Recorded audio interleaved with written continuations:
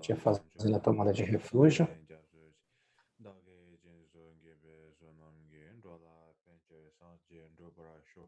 Sangye Chedan Tsoge Chonam La Changchun Bandu Dani Jasu Chen Dage Jinsu Gebe Sonamge Ndola Benjire Sangye Ndobara Sho Semjen Tamjen Dewa Nandewe Jodan Dembra Joje Dongan Dan Dongan Gen Jodan Jawa Ato Joje incomensurável agora. Mebe Dewa Tamba Dan Mendrawa Joje Nyeren Chadan Nyedan Drewe Tanyum Chembola Neparan Juje Simje Tamje Dewa Dan Dewe Junan Dembran Juje Tongan Dan Dongen Gen Junan Jawaran Jushi Donga Mebe Dewa Tamba Dan Mendra Wan Juje Nyeren Chadan Nyedan Drewe Tanyum Chembola Não é pode.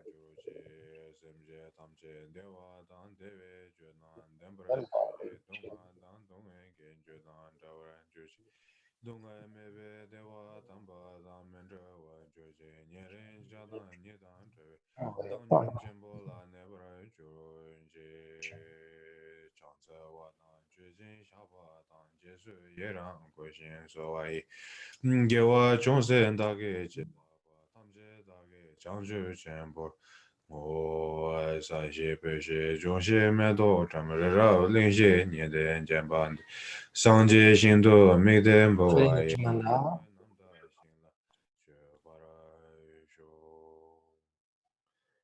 Panen Zawe Lama Rinpoche Dagi Churabi Menden Xula Karin Chenpe Goni Jesonde Kusong Toge Ngodro Ação Zangdu guru. So you visualize your Bom, então você visualiza o seu guru. visualize my own guru, Eu visualizo o meu guru. and with that in mind, and then we start this session. E com isso na mente, no coração, nós começamos a nossa sessão.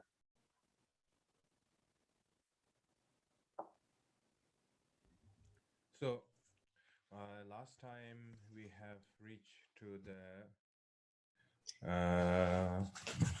page. Então, da última vez, nós chegamos até Last time we reached page 4, right?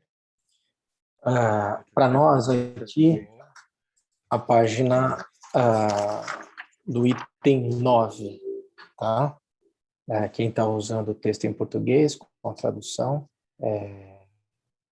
a gente parou no item 9, as realizações comuns supremas serão alcançadas mais rapidamente do que um convidado convocado.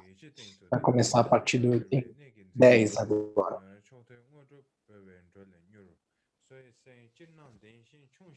Isso, a gente está voltando ao item 9 agora.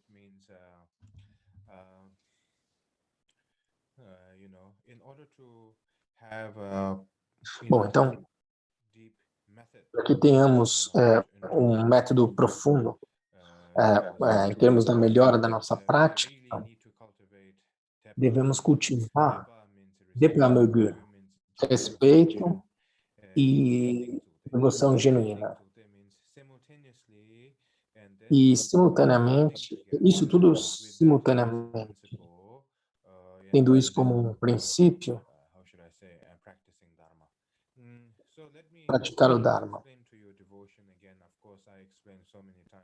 Deixa eu explicar novamente para vocês o que é devoção. Já expliquei isso várias vezes, mas é importante.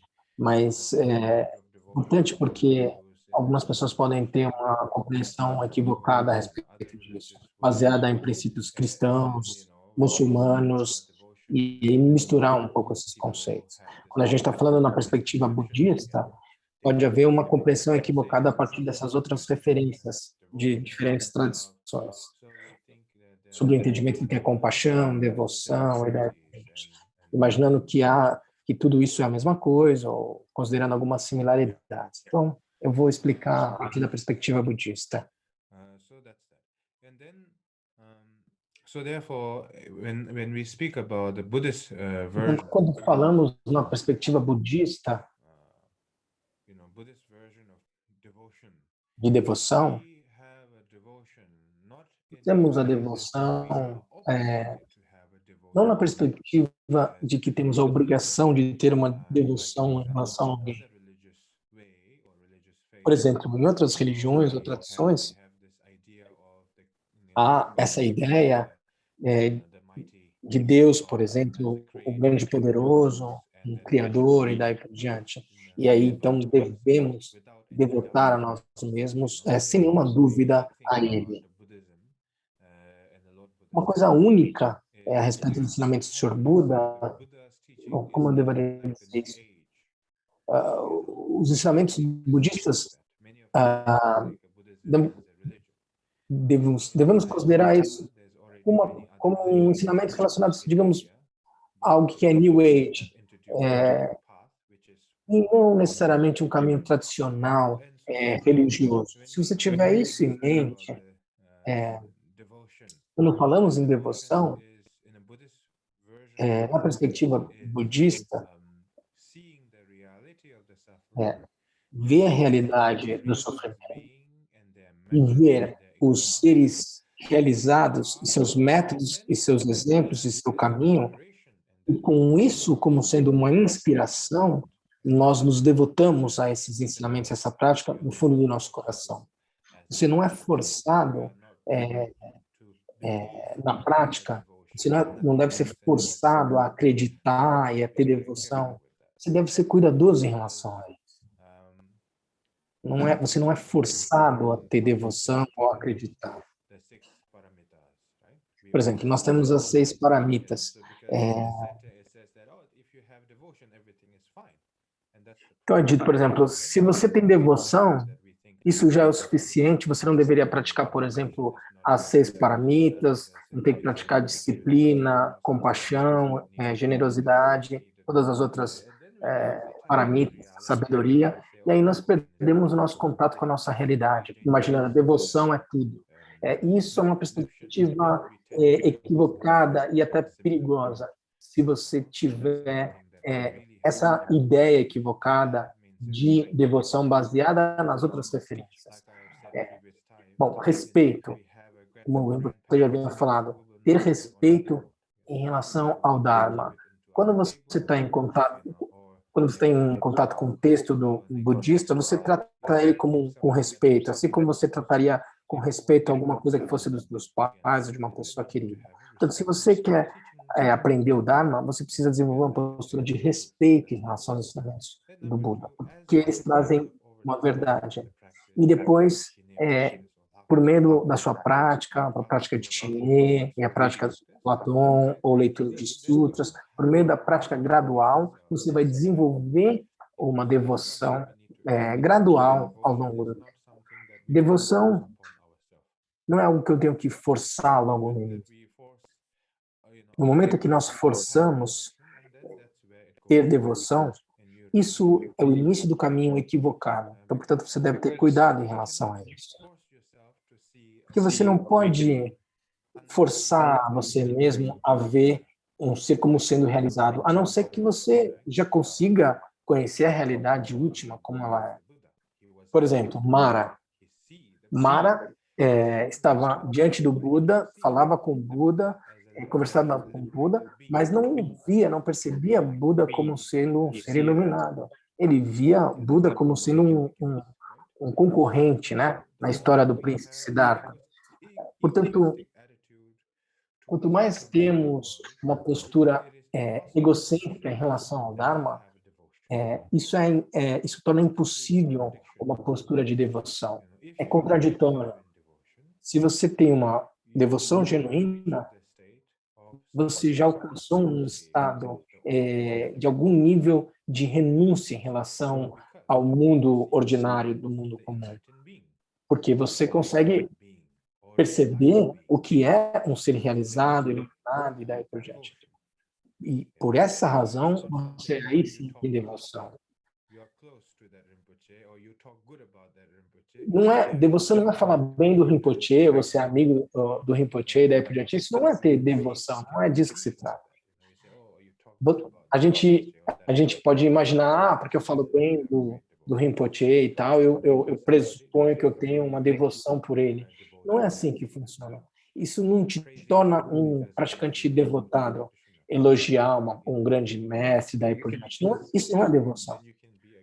Você pode ser uma pessoa que não fala nada, muda, e ao mesmo tempo ser uma pessoa profundamente devota dos ensinamentos do Sr. Buda. Por exemplo, Milarepa, ele era um grande praticante devoto do seu mestre Marpa, mas ele não precisava ficar falando a respeito e elogiando o seu mestre Marpa. Ele colocava os seus ensinamentos em prática. E ele alcançou o estado de Mahasiddha.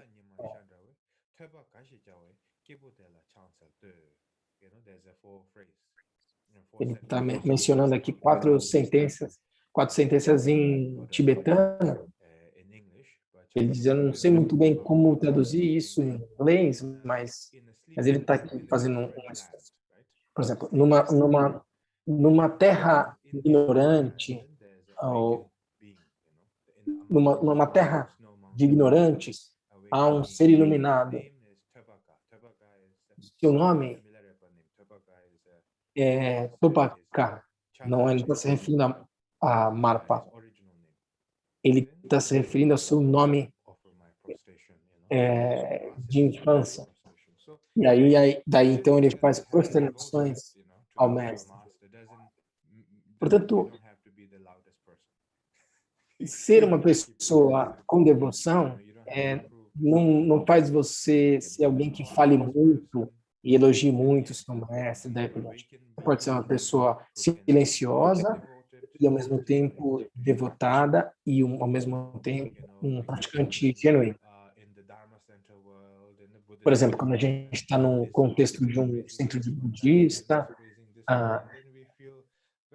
o mestre pode elogiar um praticante, falar de um outro praticante, e você pode se sentir muito pequeno em relação a isso, porque, né, você pode se sentir um pouco menor, eu não sou uma pessoa grandiosa, daí por diante, eu posso me isolar e me deprimir, duvidar de si mesmo, da sua própria fé em relação ao Dharma, isso tem consequências ruins. Portanto, o que o Rinpoche quer dizer é deixe a devoção vir no seu próprio tempo e no meio tempo, seja autêntico, seja genuíno, isso é o mais importante. Genuíno enquanto praticante.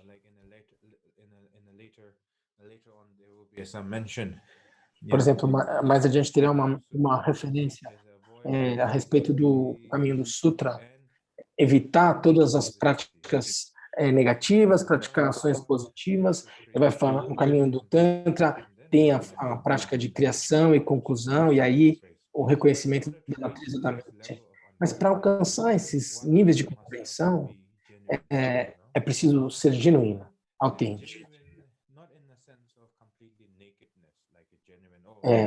Genuíno não na perspectiva de ser uma pessoa completamente desprovida de coisas e nua e caminhando desprovida de qualquer necessidade. Não, ele está se referindo aqui uma postura de querer praticar o Dharma para liberar todos os seres do sofrimento, e essa é a minha única aspiração. Esse é o tipo de desapego a que se refere, mas ao mesmo tempo extremamente verdadeiro. Isso é o que te torna um praticante genuíno.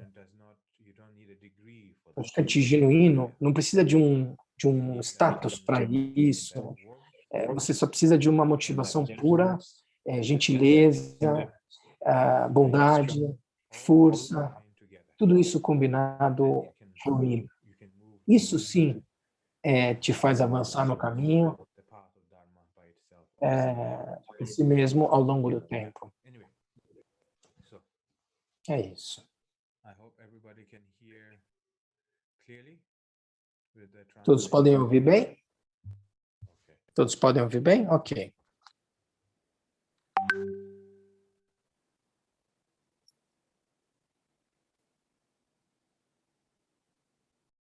Okay, that's good. Okay, happy to know. Where did I reach? Okay, so Teba Megu ichi tingzukde as that as a foundation, Dunpa Jure. Tendo isso como fundação, base,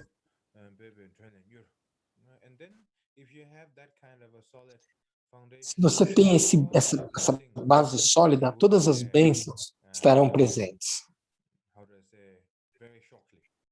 de forma muito rápida. Então, agora o Rinpoche vai avançar.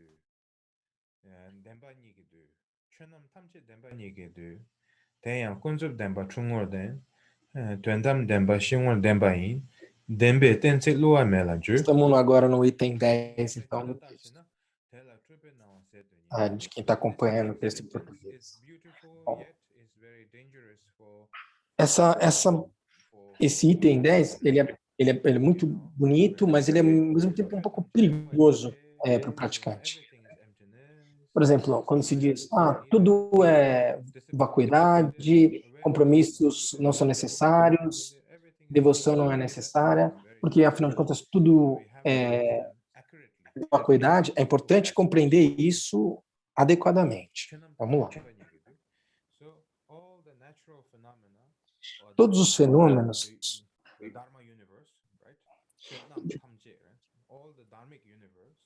todo o universo do Dharma se resume em duas verdades: a verdade relativa e a verdade última. Aqueles que têm uma compreensão limitada,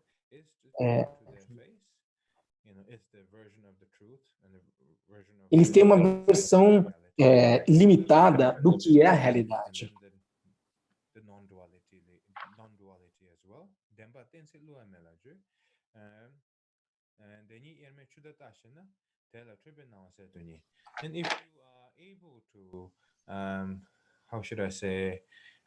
Se você está apto a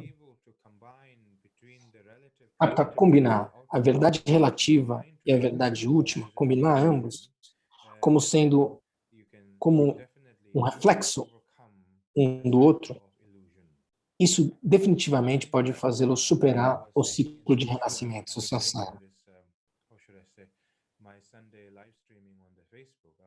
Por exemplo, como eu estava dizendo na minha live no Facebook de domingo, muitas pessoas, quando falam da morte, têm medo da morte, e elas querem uma solução rápida em relação a isso, e querem receber as iniciações de POA, por exemplo, de transmissão da consciência, como sendo solução para a morte. Então, me tragam um Rinpoche, me tragam um Lama para que eu possa praticar de POA.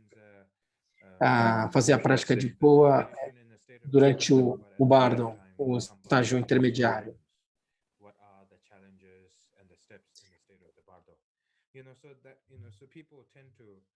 Então, as pessoas costumam ir nessa direção. Eu quero atingir algo o mais rápido possível. Me traga os ensinamentos, me traga as iniciações, me traga o Rinpoche. Não é assim que funciona.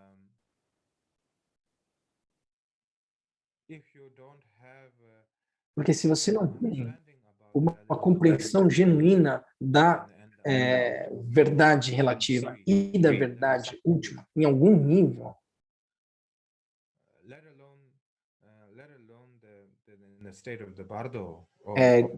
se você não tem essa compreensão, deixe de lado essa questão de POA e de prática durante o bardo, porque você não consegue ainda nem se conectar verdadeiramente com a prática do Dharma. Portanto, é muito importante. Esse é um grande tópico aqui. Aqui são só 2, 3 linhas. Falando de combinar a verdade relativa e a verdade última, você pode transcender o samsara. Parece muito simples. 2, 3 linhas. E na perspectiva egocêntrica, parece que você já entendeu tudo. E esse é o problema. Você não entendeu nada ainda. Eu costumava ser uma dessas pessoas que, agora eu já entendi tudo. Mas você, nesse momento, cai na sua própria viagem egocêntrica. Não é que você tem que ser medroso, mas não assuma de cara que você já compreendeu tudo.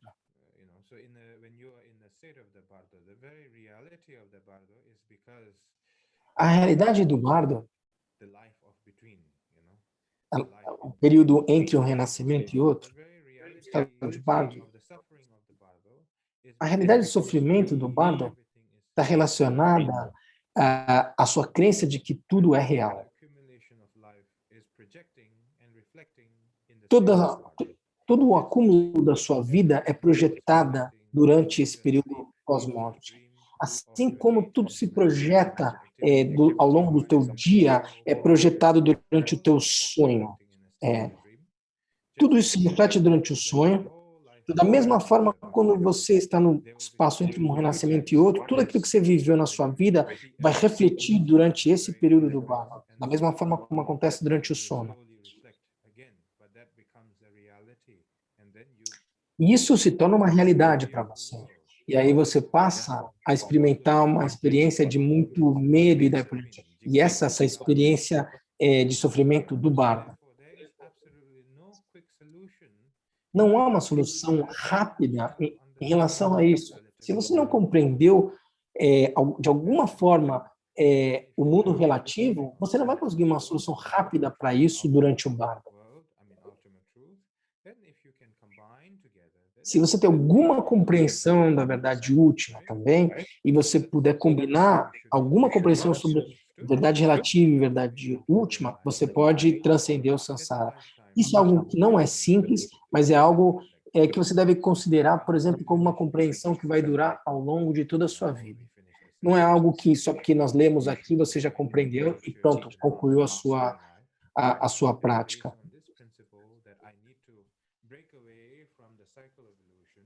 Então, baseado nesses ensinamentos ao longo da sua vida, afastando o desejo e expectativa, mas com uma boa aspiração, as coisas vão seguir um bom sentido. Se você praticar o Dharma numa perspectiva de eu quero ser poderoso, rico, sortudo, e estabelecer uma meta de curto prazo, isso vai ser difícil de acontecer, e mesmo que aconteça, não vai trazer algo de positivo numa perspectiva de longo prazo. Se você tiver essa perspectiva de que você está praticando na perspectiva de transcender o ciclo de renascimento e se proteger numa perspectiva autêntica, de uma motivação correta, se protegendo do seu próprio ego, aí sim, gradativamente, você pode alcançar algum resultado seguindo na direção correta.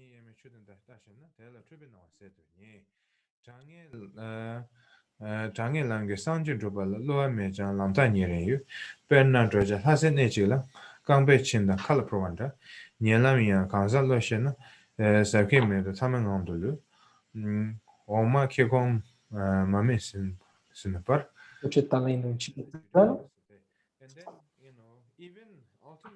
no item 11, e todos os seres sencientes,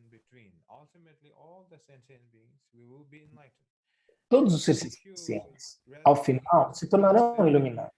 Mas se você simplesmente disser, eu quero simplesmente me sentar, deixar as coisas caminharem por si só e daí por diante, claro, você vai perder a preciosa existência, a preciosa oportunidade dessa existência. Portanto, para fazer uma abordagem correta da prática do Dharma, temos que refletir nos ensinamentos do Buda, não somente no seu coração, ao invés de simplesmente falar palavras vazias exteriormente.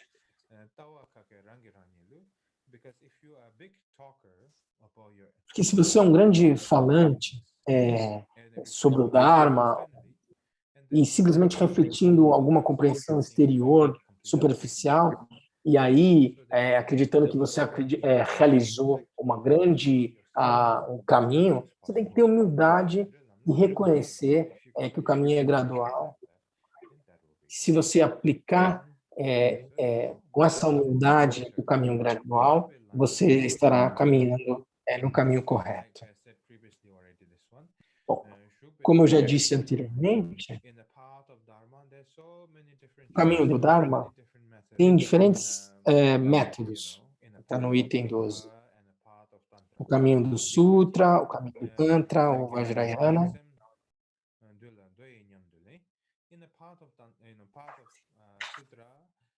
No caminho do Sutra, no Sutrayana, Devemos renunciar a todas as ações negativas, praticar as ações virtuosas e aí encontrar algum nível de contentamento e reconhecer a natureza da mente. Esse é o caminho do Sutra. E no caminho da Tantra, existe a prática de meditação nas fases de criação e conclusão, dissolvendo a divindade na sua mente, repetindo e repetindo seguidamente essa prática.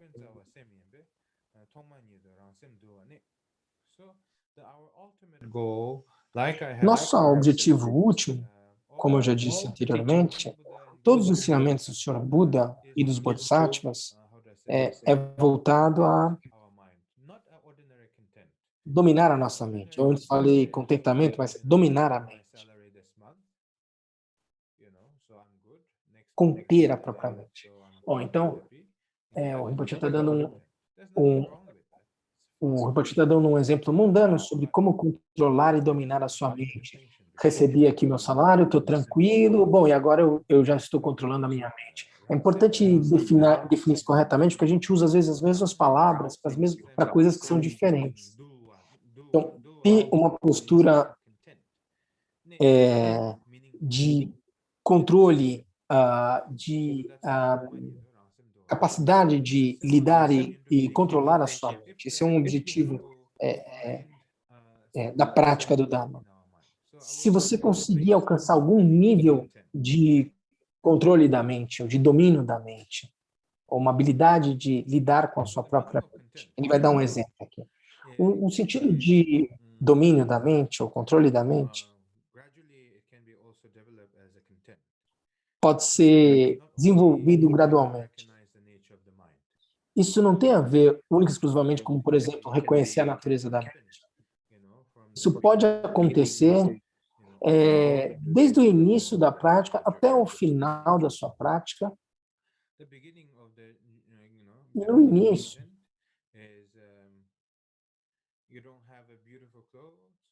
você não tem uma roupa bonita, mas isso tá certo. Eu estou aqui para praticar o Dharma, para receber os ensinamentos, e aí eu estou satisfeito com isso. Um senso de contentamento baseado numa lógica de simplicidade. Isso já é muito bom. Gradualmente,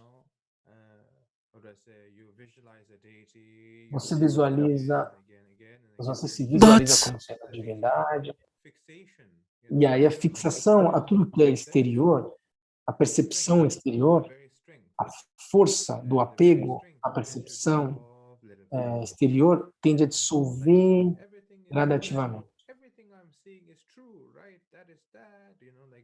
Tudo que eu vejo é sólido e existe, é verdadeiro.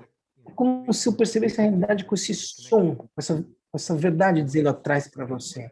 Tudo que eu vejo é real, tudo que eu sinto é autêntico, tudo que eu ouço é real. É uma visão apegada da realidade como sendo verdadeiramente existente.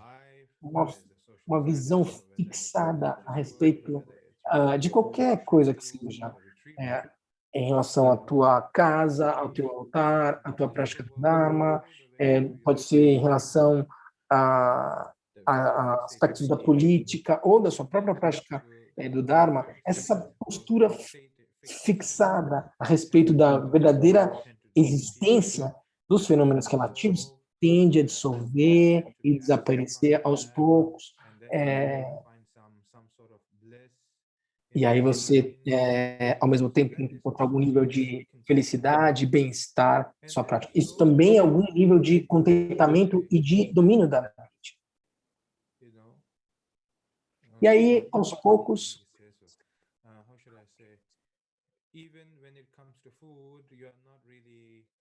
por exemplo, quando chega em questões de, por exemplo, comer uma comida, ou eu preciso comer agora, é hora do almoço e daí por diante, você não tem esse tipo de apego, de fixação. Isso também começa a se dissolver e daí por diante. Por exemplo, milarepa. Urtiga. Milarepa costumava comer urtiga. É um tipo de a folha, né, assim, que tinha ao redor da caverna onde ele meditava. Ele simplesmente comia ortiga para se manter vivo. Ele não comia para ter algum tipo de prazer algo do gênero em relação ao sabor e daí por diante. Ele simplesmente comia aquilo que tinha ao redor para poder se manter vivo e poder praticar. Não tem a ver também com status social, não tem a ver com a percepção dos outros, de como parece, e daí por diante. Ele simplesmente tinha uma postura de consumo para poder se manter vivo. O Rinpoche está dizendo, eu não estou pedindo para ninguém fazer isso. Ele está dizendo, olha, estou dando um exemplo aqui do Milarepa. Eu não estou pedindo para vocês agora terem uma postura como Milarepa e comer simplesmente urtiga. Não é para vocês ir no supermercado para fazer isso.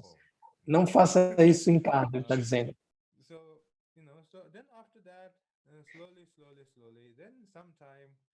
Mas com essa postura, aos poucos, mesmo sem comer um dia, ele ficava ok, 2 dias ele também estava ok. Esse sentido, essa postura de abandono, de apego ao desejo.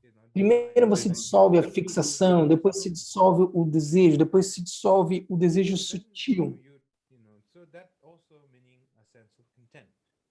Isso também tem a ver com uma postura de um certo de contentamento e, de certa forma, domínio da sua própria mente. Essa postura de contentamento a que ele se refere. Isso pode ir num nível mais sutil.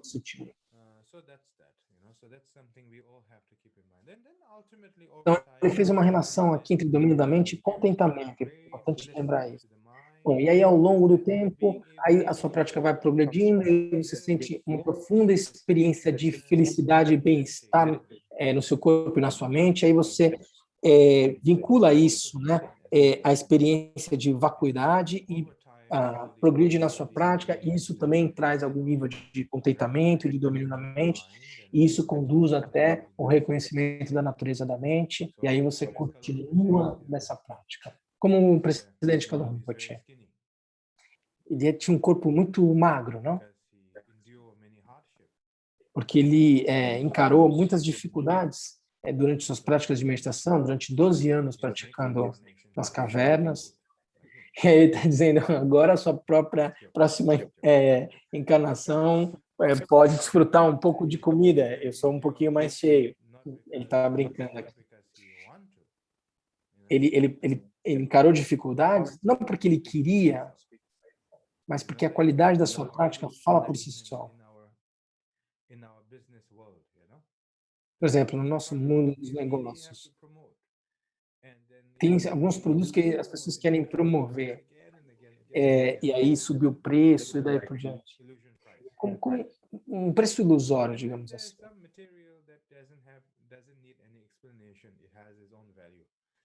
E tem alguns produtos que têm o seu valor por si só, não precisa de uma explicação. Esse é um exemplo que o Rinpoche quer dar a respeito de um verdadeiro praticante espiritual. Deixa sua qualidade se desenvolver e se mostrar por si só.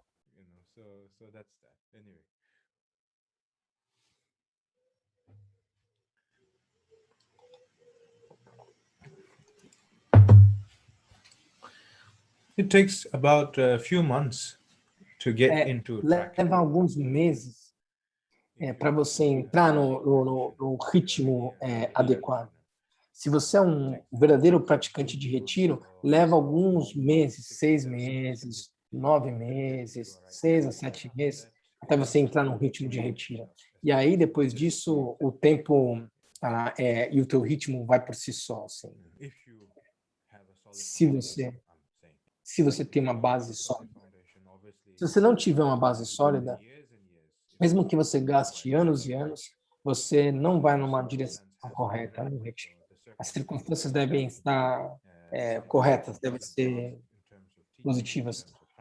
Você tem que ter alguém para pedir os ensinamentos, encontrar praticantes do Dharma, amigos do Dharma, em quem você pode refletir ou se inspirar a respeito, para continuar na sua prática. Essas circunstâncias devem estar dadas para isso. E quando pensamos no Dharma na nossa vida comum, pensamos numa perspectiva de cura. E assim é fácil pensar, né? Porque se fazemos isso rápido, mas quando você não tem nada para fazer, mas somente o Dharma, você tem que estar nesse lugar com uma motivação pura.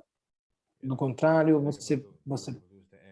você vai perder o ar, como se você tivesse, como um balão que vai se esvaziando. Portanto, vá devagar e quando você fizer um retiro e você tiver as bases sólidas, depois de 6, 7 meses, aí sim a sua prática vai deslanchar. Mas até lá, você tem que se dedicar a algum nível de dificuldade, de dureza, de ralação, digamos, um pouquinho. E depois a coisa vai por si. Então vamos voltar ao texto. A razão pela qual eu estou dizendo isso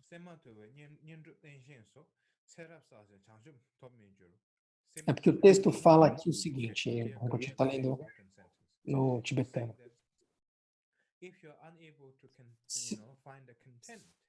Se você é incapaz de encontrar algum nível de contentamento na sua mente, eu espero que você tenha alguma compreensão correta do que é contentamento, aquilo que a gente está falando. Portanto, agora com a verdadeira compreensão do que é contentamento, se você não é capaz de ter algum nível de contentamento, de dominar a sua mente, e mesmo assim pratique um monte de práticas diferentes, ou faça circunambulações, ou tenha uma postura de devoção por objetos sagrados, e por vidas e vidas e vidas, isso não vai te dar um resultado por si só frutífero. Sem essa qualidade, essa capacidade de contentamento, de domínio da mente. O sentido de contentamento, o sentido de contentamento na nossa mente,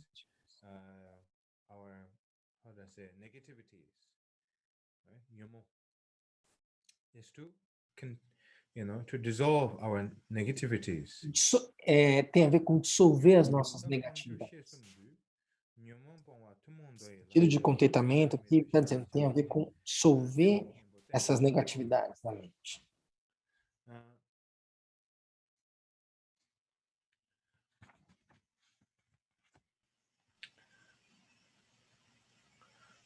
Okay. So here, similar to so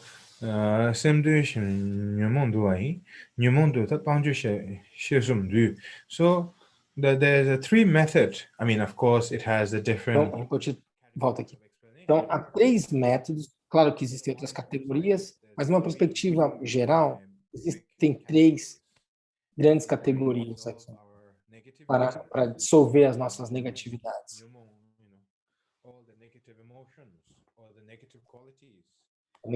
As emoções negativas ou características negativas.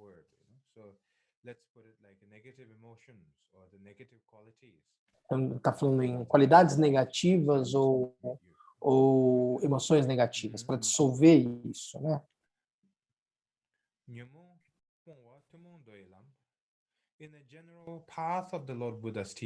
No caminho geral, né, no caminho do Sutra, a forma de você dissolver essas negatividades é renunciar às negatividades, sem dúvida, de uma forma firme, sem nenhum tipo de dúvida. Rejeitar. E aí, para dissolver todo tipo de apego e toda a negatividade, temos que praticar a bodhicitta, bondade, amor-bondade. E a aspiração de alcançar a iluminação para todos os seres da iluminação. Para dissolver a nossa ignorância, temos que ver a realidade relativa, compreender a realidade relativa. Quando pensamos na ignorância, Muitos de nós consideramos a ignorância de uma perspectiva um pouco de um torpor. Mas aqui, ignorância tem a ver com a incapacidade de compreender a realidade relativa. Você pode ser a pessoa mais brilhante, mas se você não compreende a realidade relativa, você é ignorante na perspectiva budista. Portanto, a definição de ignorância tem a ver com a incapacidade de compreender a realidade relativa. Não tem a ver com pouca prática, ou preguiça, ou incapacidade de desenvolver devoção e daí por diante. Porque a gente sempre tenta relacionar com essas coisas quando a gente diz ignorância. Mas ignorância aqui não tem a ver com preguiça. Ele está dizendo, bom, isso parece uma boa notícia, a gente pode ser preguiçoso. Pronto, eu compreendi a realidade relativa, então agora eu não preciso mais praticar. Eu vou te dizer, não faça isso. Não é assim que funciona.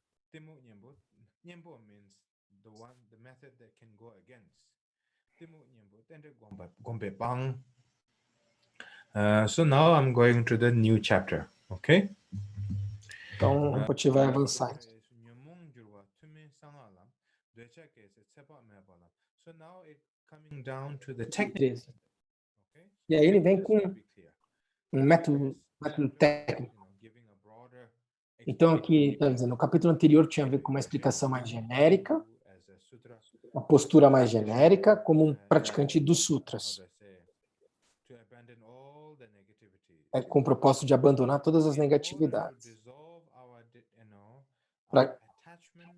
visando dissolver o nosso apego. Praticamos amor, bondade e compaixão, e visando dissolver a nossa ignorância, precisamos compreender a realidade relativa. Enfim, ignorante não tem a ver com estúpido numa perspectiva budista, mas se não compreender a realidade relativa, isso que tem a ver com ignorância. Então ele deu essas explicações mais genéricas no item anterior, no item 2. E aí ele entra nas explicações mais do caminho Vajrayana. Bom, e aqui, antes de estar falando, bom, é bom explicar isso, porque a gente precisa compreender como praticar compaixão. Precisamos praticar compaixão por nós antes de praticar compaixão pelos outros. Podemos fazer muitas coisas por meio do amor, bondade e compaixão. Cuidar de nós mesmos, os outros, o planeta. Portanto, você não precisa de um método budista para isso. Você pode ter, mas isso não é necessário. Mas a compaixão, aqui, na perspectiva tibetana, Ninje significa trocar você. Não tem a ver com sentir pelos outros, mas é trocar você pelo outro. Exchange, ele está usando. Você não pode trocar você pelo outro se você não tem uma compreensão da realidade relativa. Você precisa ter uma compreensão pequena ainda da vacuidade. Uma pequena experiência sobre a vacuidade e sobre a realidade relativa, aí a compaixão genuína vai surgir naturalmente. A capacidade de se colocar e se substituir com o outro. Por exemplo, a experiência da vida precedente do Buda, em que ele dá o seu próprio corpo para alimentar os bebês da tigresa que estavam famintos. O Rinpoche não está dizendo, não, a gente não precisa fazer isso. Mas quando você compreender esse nível, quando alcançar esse nível de realização, esse sentido de se entregar para o outro, de se substituir em relação ao outro, todas as suas atividades virão naturalmente.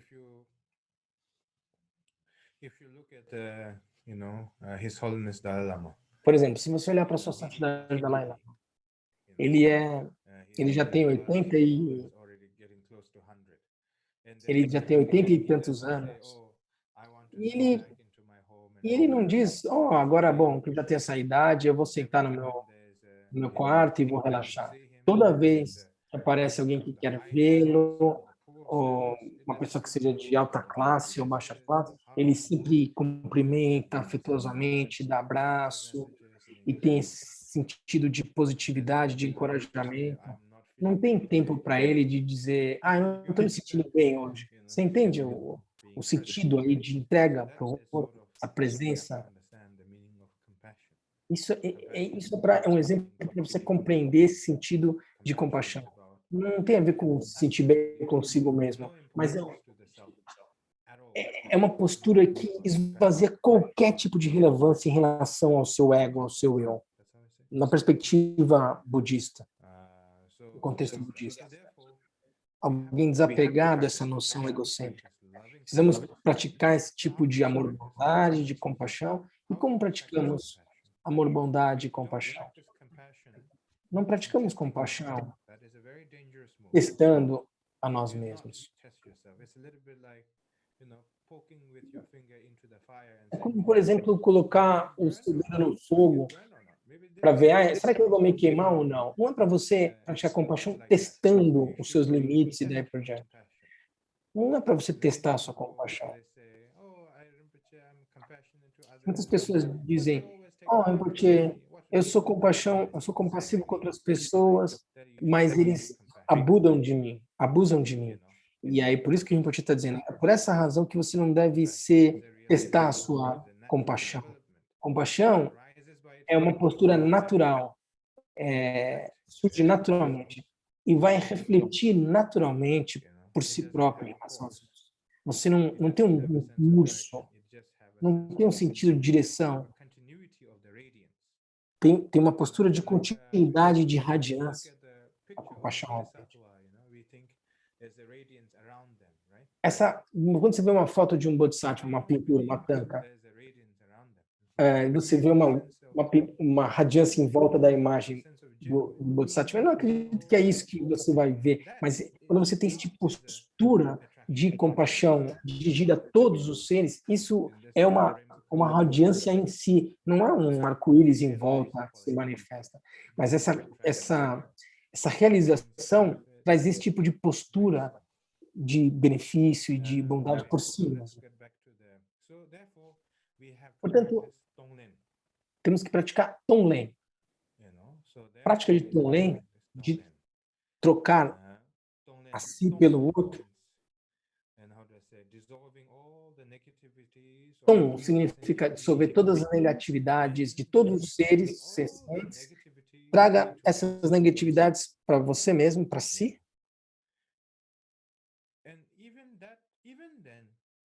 E mesmo assim, algumas pessoas dizem, porque eu fiz a prática de Tonglen e puxei a negatividade de todos os seres para mim, mas porque eu fiz muito isso, eu estou com dor de cabeça e tal. Quando isso acontece, a gente pode dar risada dessa crítica, dessa queixa das pessoas, porque isso está relacionado a muita imaginação da prática. Isso é um obstáculo. Faça a prática de Tonglen, tomar a negatividade dos outros, entregar tudo que é de positivo e saudável para os outros. Isso é só uma visualização, mas quanto mais você pratica isso, Tonglen ou Mandala, qualquer prática de generosidade, essas três são a mesma coisa. Tonglen, prática de generosidade, Mandala, tem a ver com a prática de dar, de compartilhar, de entregar, tem a ver com dissolver qualquer tipo de importância de si mesmo, do seu próprio ego. Quando você oferece Mandala, você oferece a todos os Budas e Bodhisattvas, e em retorno, por favor, libere todos os seres do sofrimento. Mesma coisa a prática de Tonglen. Tomar toda a negatividade de todos os seres e entregar tudo aquilo que é de positivo para todos os seres. Generosidade é a mesma coisa. Nós damos ensinamentos do Dharma, damos ensinamentos sobre a vacuidade, damos coisas materiais, por exemplo, nós doamos nosso tempo, tudo isso é prática de generosidade. E a prática genuína de generosidade tem a ver com quando você não tem nenhuma expectativa de retorno em relação a isso. É absolutamente espontâneo. É um ciclo genuíno de dar sem querer nada em troca. Isso não tem nem conflito. É isso. Tanto a prática de Tonglen, Mandala,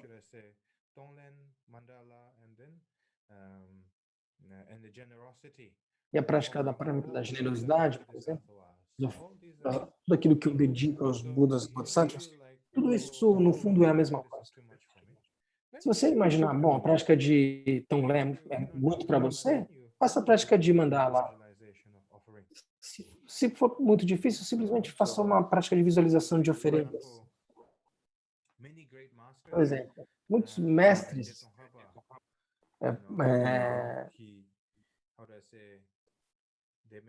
como, por exemplo, acho que ele falou de Tsongkhapa aqui.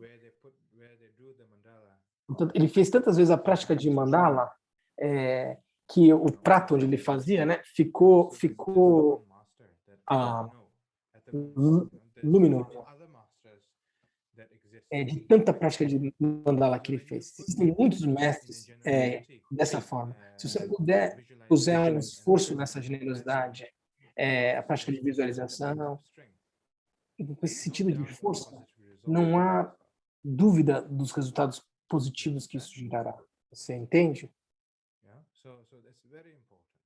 Isso é muito importante. Para mim, a prática de mandala foi muito importante durante o retiro. Para mim, a prática de prosternações não foi tão poderosa quanto foi a prática de mandala. Uma prática de detox que o Rinpoche teve no retiro. Foi a prática de mandala. Assim que eu vejo a prática de mandala. Para mim, a prática de mandala teve um grande impacto. E quanto maior o impacto da prática de mandala, maior o desenvolvimento da prática de compassion. E tudo isso tem a ver com dar, entregar, doação, na prática de dar. E isso baseado em uma bondade, em compaixão. E quando você chega a um nível de absoluta irrelevância do seu self, do seu ego, aí nesse momento a claridade e a sabedoria se manifesta por si só. Sabedoria e claridade não surge por si só porque você deseja que ela se manifeste. Você entende?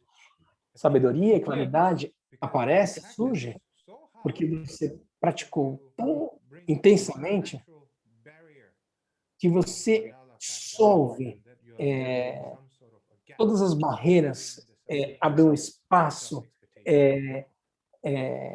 e solve todo tipo de expectativa e daí por diante. E ao dissolver isso, abre um espaço para que claridade e sabedoria se manifestem por si só. Então, o que eu estou dizendo, ao invés de ficar repetindo, eu tenho que dissolver meu ego, isso é ignorância, daí por diante, simplesmente faça a prática de mandala, faça a prática de Tonglen. O ponto aqui quanto mais você acumula essa prática, você está quebrando a atitude autocentrada, egocêntrica, autocentrada. Qualquer forma que você chame isso.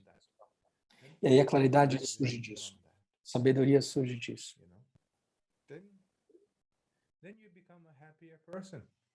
E aí você se torna uma pessoa mais feliz como um ser humano.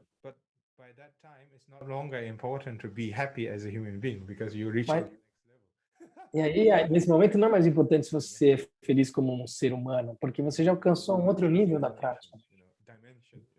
Você já alcançou uma outra dimensão da prática. Você já experimenta outras coisas, a felicidade do Dharma. Você não está mais na ilusão da felicidade mundana. Eu quero ser feliz, então como é que eu pratico o Dharma? Uma perspectiva mundana de felicidade. Enfim, vamos voltar então aqui ao texto.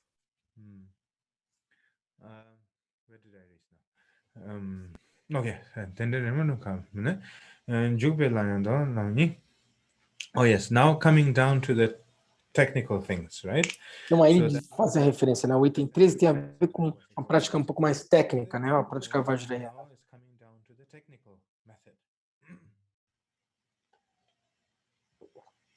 뉴몽 주로와 투명 쌍알람 뇌자께서 세번 매밤 셴조 헤로가에 하시곰 In a part of Tantra, it is Então, no caminho Vajrayana, um método geral é transformar negatividades em positividades. Transmutar aqui, como está dito, as emoções perturbadoras. Portanto, quando você tem algum tipo de apego, um apego ao seu celular, ao seu laptop, a qualquer coisa, você não precisa olhar muito longe em relação ao seu apego. Olha o que está perto de você e veja o apego que você tem em relação a essas coisas. Não precisa ser uma prática irreal. Uma prática irrealista não vai te ajudar.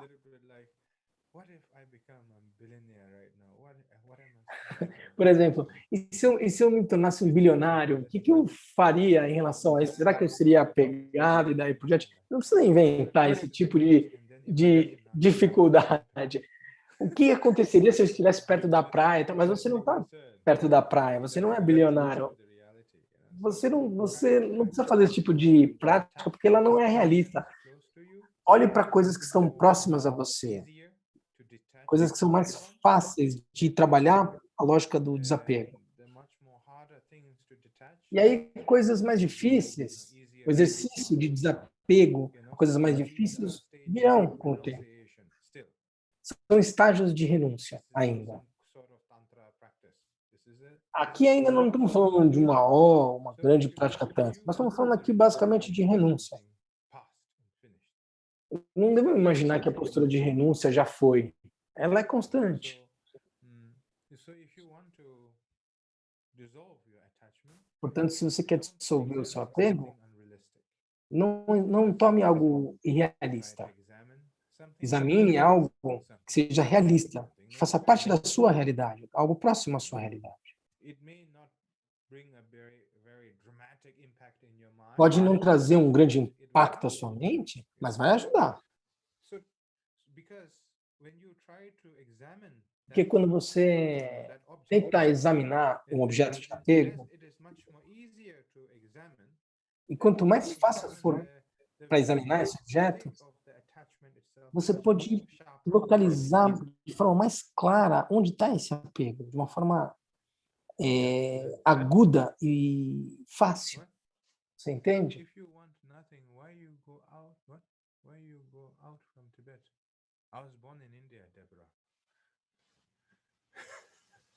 Eu vou te ler um texto aqui,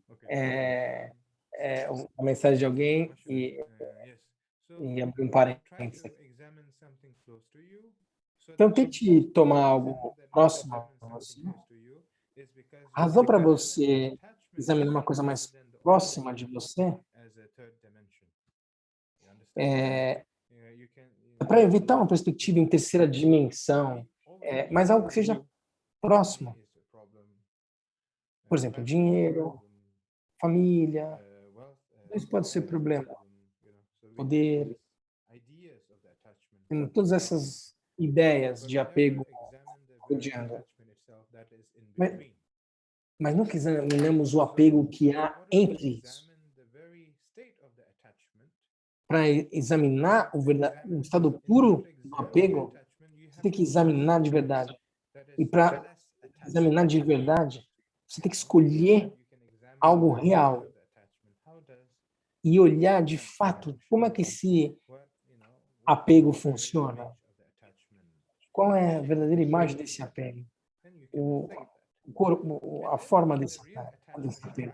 E aí você pode refletir sobre isso. E aí quando o apego se manifesta, você pode reconhecê-lo.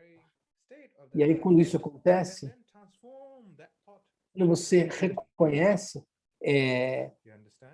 esse apego, você transforma esse reconhecimento na divindade em si. Ah, eu tenho apego, e aí, quando eu tenho apego, eu me visualizo como Chakra como a divindade. Você examina algo que seja realista a você, não algo que seja fora da sua realidade, algo simples, alguma coisa cotidiana, uma coisa, uma coisa que você use diariamente, que você goste, mas uma coisa tangível, real. Escolha um desses objetos, porque tem um pouco impacto na sua mente. Você instrumentaliza isso, olha para isso. Porque isso não tem muito apego a você, você pode olhar para esse estado de apego. Você não está olhando para o objeto como o objeto de apego, mas você está olhando para o estado de apego. Qual é a cor, a forma, como ele se manifesta, como ele se dissolve, e daí por diante. Qualquer coisa que se reflita tem um passado, presente e futuro. O momento que aparece, continua e se vai. Então você tem que olhar para a experiência de apego em si e não para o objeto. E reflita sobre esse apego. Como esse apego se manifesta, qual é a forma dele, de onde ele vem, para onde ele vai, e daí por diante. E quando surgir alguma coisa que seja verdadeiramente objeto de apego para você, você vai conseguir reconhecer e dizer, ah, aqui há apego. E aí você pega o pensamento de apego e não o objeto em si de apego. Você pega o pensamento de apego, a sensação, o sentimento de apego, e aí você transforma esse pensamento e aí visualiza, transforma esse pensamento de apego e visualiza como sendo Amitabha, ou Chirenzi, ou Tara Verde, daí por diante.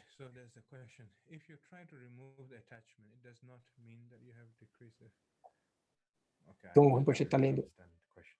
O Rinpoche foi ler uma pergunta aqui, mas ele vai continuar.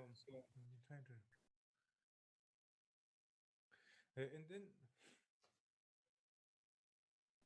yes, Alex is a Rinpoche. Do you mean the feeling itself? Do you mean the feeling itself is transformed into a deity? Not in the sense of the feeling of, Então, ele está lendo aqui, é um sentimento que se transforma na divindade. Ele falou assim, não é muito bem o sentimento em si, mas o estado de apego. E aí você circunscreve esse pensamento, olha para ele e transforma na divindade. Amitabha, Chenezi, Tara Verde, isso é transformar. Se transformar for um caminho para escapar, isso não é transformar, na verdade. Isso é uma forma de fugir, entende? Você tem apego, e aí você tem um sentimento de apego, e aí você tem um pânico. Eu tenho que visualizar a Amitabha correndo. Não tem a ver com um ataque de pânico. Você não, aí isso acontece, você tem um plano muito frágil. E aí, se você acontece esse tipo de coisa, você tem um pânico, você não tem uma boa estratégia para isso, isso não é um bom caminho. E quando falamos de transformar, as pessoas às vezes têm um certo pânico. Ou não, eu tenho que fechar minha porta, meus olhos, e aí você fecha a sua mente. Isso não tem a ver com transformar a emoção na divindade. Ou, por exemplo, passar de uma postura de algo negativo para algo positivo, ou de algo impuro para algo puro. Não é assim.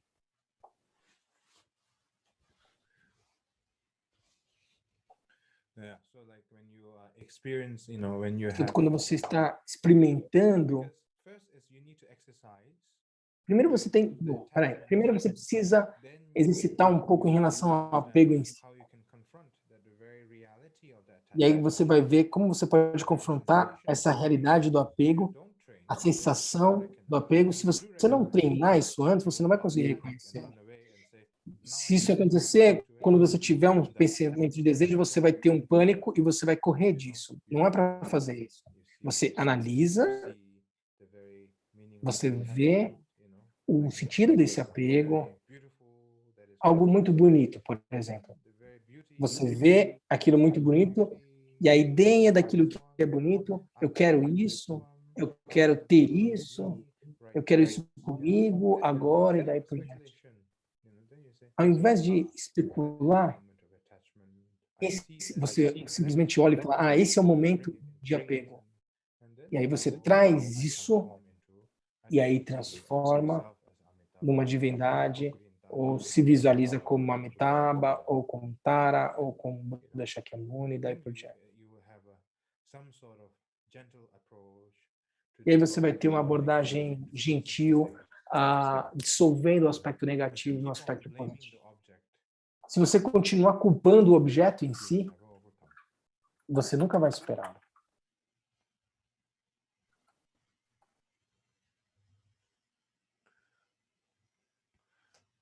Okay.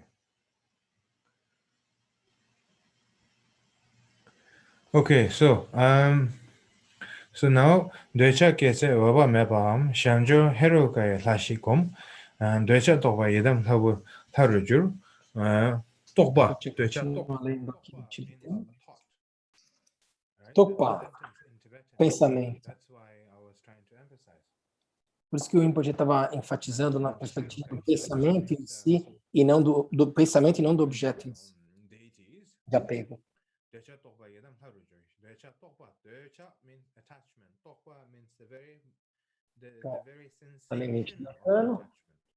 Está falando do apego e da sensação do apego. Do momento em que o apego se manifesta, a experiência do apego.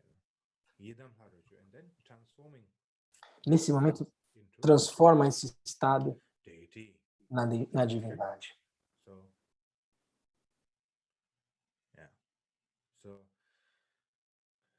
It's not, I see some of your comment in saying that don't panic, calm down, O Rinpoche está vendo alguns comentários dizendo não tenha pânico, fique calmo. Ele está dizendo, bom, não é bem isso. Mas tem a ver com ser realista. Realista em relação ao nível de apego que você tem, para que você seja capaz de dissolvê-lo.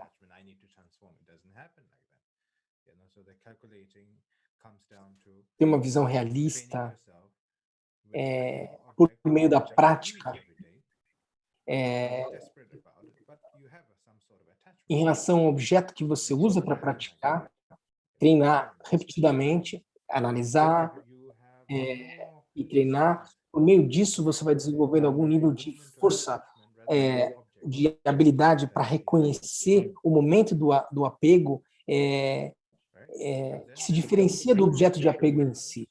Então, quando uma situação real acontece, ou uma situação que traga um apego ainda maior, depois de ter treinado isso num objeto mais cotidiano, você pode aplicar isso para essa situação e aplicar essa experiência de apego, transformando-a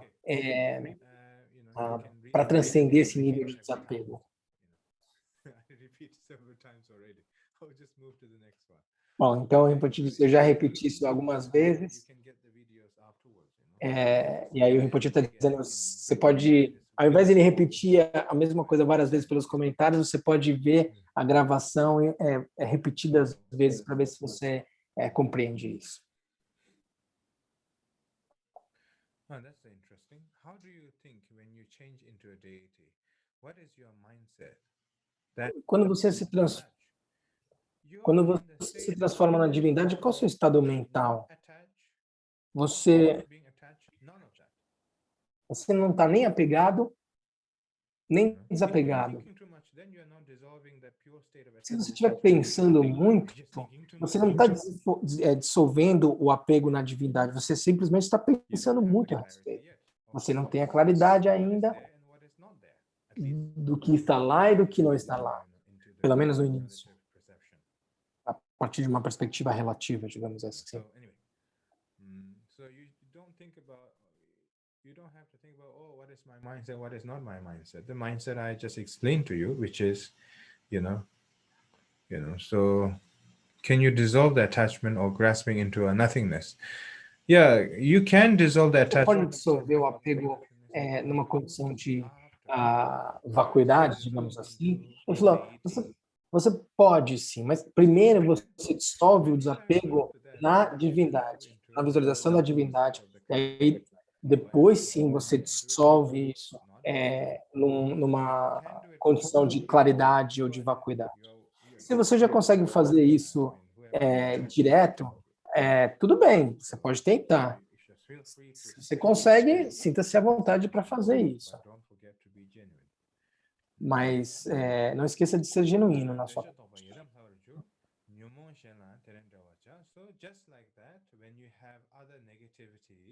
Portanto, e aí, quando você tem outras negatividades ou emoções perturbadoras negativas, você deve praticar isso. Transformar esse estado mental na divindade.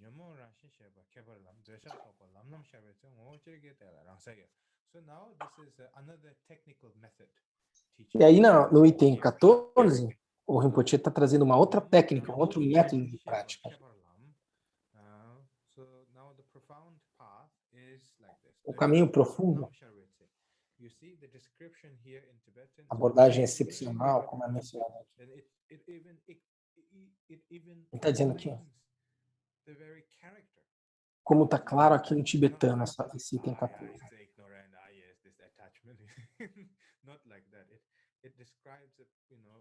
Aqui é uma descrição muito clara da natureza em si.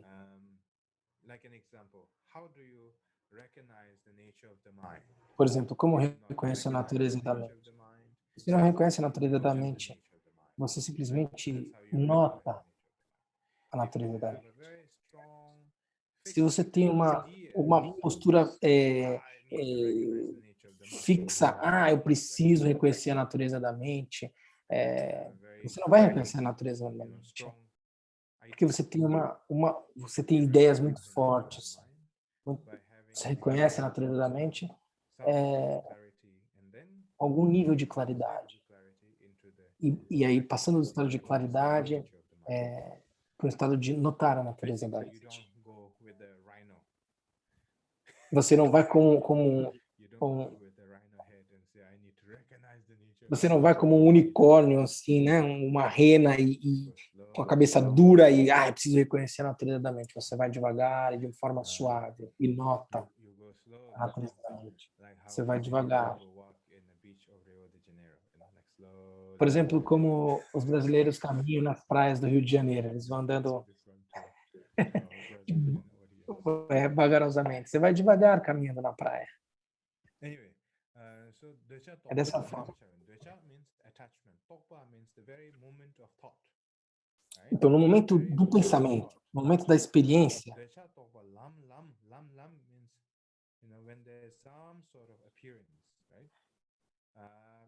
quando tem algum nível de aparência, bom, no momento em que há um pensamento de apego, uma experiência de apego, ele se manifesta, ele se dissolve.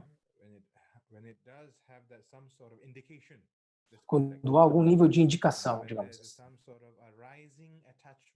Quando há o surgimento, a indicação de que há o surgimento de uma experiência de apego, dependendo de cada circunstância. Quando há esses sinais de que vai se manifestar uma experiência de apego, quando há algum nível de indicação que vai começar a surgir, que ainda não surgiu, nesse momento, você simplesmente olha para esse apego. E aí, você simplesmente olha, não é analisa, mas simplesmente olha para essa experiência de apego, a identidade desse apego, a existência desse apego vai se dissolver por si mesma.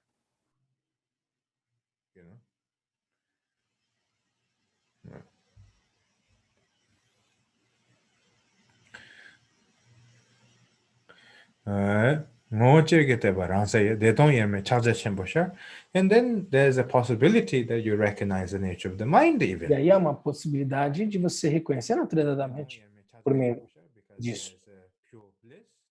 Porque há uma felicidade pura, a vacuidade, simultaneamente em união.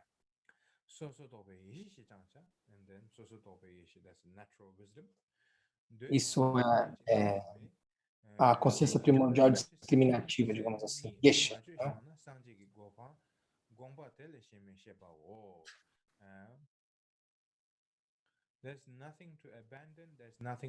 Não há nada a abandonar, não há nada a aceitar, não há nada a mudar. Tudo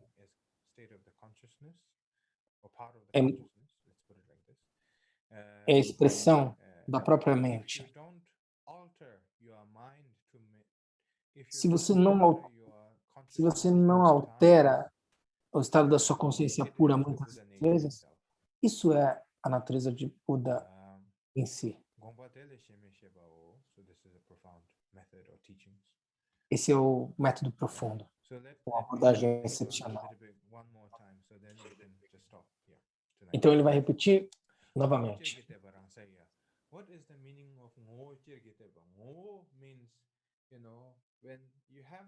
Explicando alguns conceitos em tibetano. Nesse momento, você tem que ter algum nível de força na sua mente. Algum nível de claridade na mente. Ainda não é reconhecer a natureza da mente, mas alguma capacidade de identificar quando alguma experiência de apego está pronta para surgir na sua mente. Nesse momento, quando há uma indicação de que o apego vai surgir, você simplesmente pousa o seu olhar para isso e observa. E essas bolhas de pensamento que estão começando a surgir, por exemplo, de apego, se dissolvem naturalmente no estado de vacuidade. E essa vacuidade se torna por si mesma uma felicidade pura e vacuidade. Por exemplo, onde vocês me criticam. E aí eu teria essa postura, essa pessoa está me criticando. Nesse momento, antes de ter pensamentos de raiva ou planos para ter um discurso raivoso, essa pessoa falou algo muito ruim a meu respeito, nesse exato momento, você olha e diz, olha, essa pessoa está apontando o dedo para o seu ego. E aí você olha para o seu ego e nota o seu ego e esse ego se dissolve na vacuidade. Ou autoapego. Ou essa pessoa me criticou. Essa pessoa me criticou. Você vai surgir algo, começar a fazer perguntas. O que é o eu, de onde ele vem, para onde ele vai, daí por diante. Simplesmente essa experiência de self, de eu, começa a se manifestar. Ele ainda não chegou num nível tão forte, esse ego, a ponto de te levar a reagir isso. Mas quando essa noção de ego surgindo, alguém ataca o seu ego e começa a surgir essa experiência de ego, você simplesmente olha o seu orgulho, o seu ego, que está quase se manifestando, 2 ou 3 coisas, olha, essa pessoa apontou justamente para a causa principal do meu apego, e você olha para esse apego ao eu, ao self, a vontade de responder, qual é a natureza dessa vontade de reagir, daí você simplesmente olha e não há mais nada. Então, aí você simplesmente se dissolve, e aí você simplesmente permanece no estado de prática. Isso serve então para você simplesmente praticar, e aí você pode, nesse momento, experienciar uma grande felicidade e reconhecer a vacuidade da mente em união, e essa é a prática.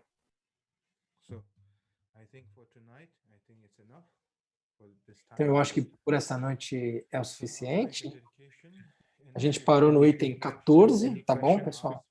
Se vocês tiverem alguma pergunta, vocês podem perguntar para os lamas nos seus próprios grupos de WhatsApp.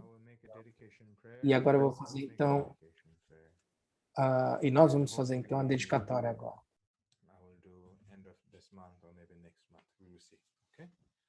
E aí, a próxima a gente faz ainda no final desse mês ou no mês que vem. Dedicatória. Sebe Solen Rowan Rowara Show, Changju Semjo Rambo, Mage, Panam Genjuj, Geba Nyamba, Meba, Dangone, Kondo, Pewa Show.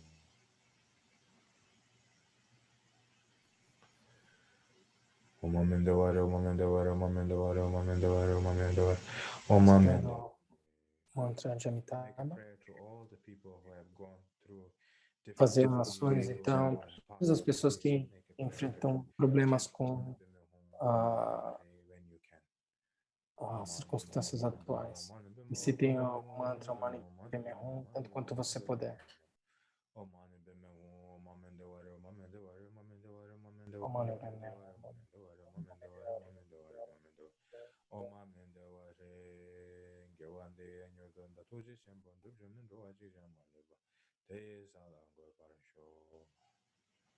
Thank you to all our Obrigado a todos. Obrigado aos tradutores. I don't and Nick, thank you. And thank you to all the online volunteers and the participants. Todos aos voluntários. Thank you so much for your dedication to the Dharma. Obrigado a todos pela sua dedicação ao Dharma. Obrigado, Rinpoche. Thank you so much, everybody. E obrigado a todos. Espero vê-los novamente em breve, ok? Muito obrigado. Uma boa noite para todos. Muitos Tashidelenses. Bye, bye. Cuidem-se.